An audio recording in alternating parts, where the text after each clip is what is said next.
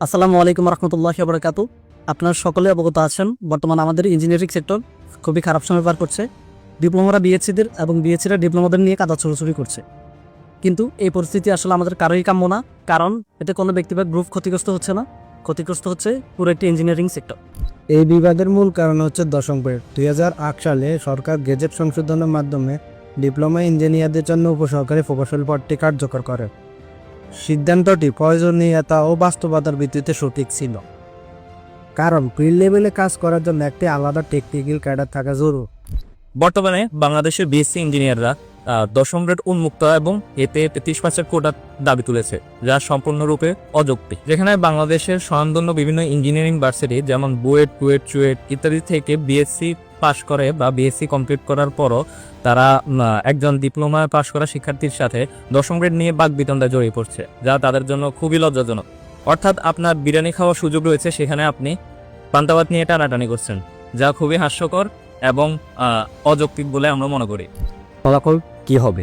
Assistant engineer নবম grade ও sub assistant engineer দশম grade, এই দুই জায়গায় বিএসসি ইঞ্জিনিয়ারদের আধিক্য দেখা যাবে। এমনিতেই ডিপ্লোমা ইঞ্জিনিয়ারদেরকে সমাজে ছোট করে দেখা হয়। যদি ভবিষ্যৎ প্রজন্ম বুঝতে পারে যে ডিপ্লোমা শিক্ষা নেওয়ার পর তাদের চাকরি ক্ষেত্রে কোথাও নিরাপত্তা নেই, তাহলে এই সেক্টরে কেউ আসতে চাইবে না। এই ধীরে ধীরে একটি টেকনিক্যাল সেক্টর বিলুপ্তির পথে, কিন্তু বাস্তবতা হলো এটা কখনো সম্ভব না। কারণ একটি দেশের ইঞ্জিনিয়ারিং কার্যক্রমের ফিল্ড লেভেলের আপনার 70 থেকে 85% কাজ ডিপ্লোমা ইঞ্জিনিয়াররা সম্পন্ন করে। বড়গুলো প্রকল্প পরিকল্পনা এবং ডিজাইনে স্বল্প সংখ্যক বিএসসি ইঞ্জিনিয়ার কাজ করে, কিন্তু তদারকি, পরিমাপ এবং রক্ষণাবেক্ষণে আমাদের বিপুল পরিমাণ ডিপ্লোমা ইঞ্জিনিয়াররা কাজ করে থাকেন। এই বিশাল সংখ্যককে বাদ দিয়ে কোনো দেশ আসলে সামনে এগোতে পারে না। এখন বর্তমান আমাদের বাংলাদেশে লক্ষ লক্ষ ডিপ্লোমা ইঞ্জিনিয়ার রয়েছে এবং ভবিষ্যতেও এর পরিমাণ বাড়বে। কিন্তু আমাদের এই দশম গ্রেড যদি তাদের জন্য না থাকে, তাহলে এই সেক্টরটি একসময় হুমকির মধ্যে পড়বে।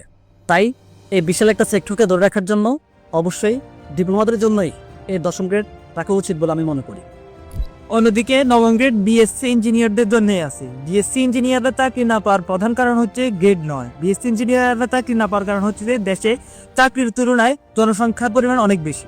বর্তমান সরকারের উচিত হচ্ছে যে বিএসসি ইঞ্জিনিয়ারদের চাকরির সমস্যার সমাধান করা, কিন্তু বর্তমান সরকার করছে কি, ডিপ্লোমা ইঞ্জিনিয়ারদের জন্য সংরক্ষিত দশম গ্রেডের মধ্যে এসসি ইঞ্জিনিয়ারদেরকে ঢুকানোর চেষ্টা করতেছে, যা অত্যন্ত ডিপ্লোমা ইঞ্জিনিয়ারদের প্রতি জুলুম।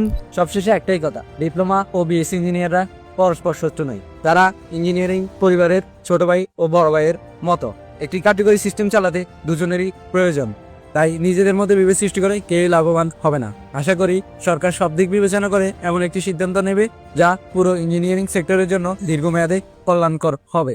এই বাস্তবতা অস্বীকার করে নেওয়া কোনো সিদ্ধান্তই শেষ পর্যন্ত পুরো ইঞ্জিনিয়ারিং সেক্টরের জন্য ক্ষতিকর।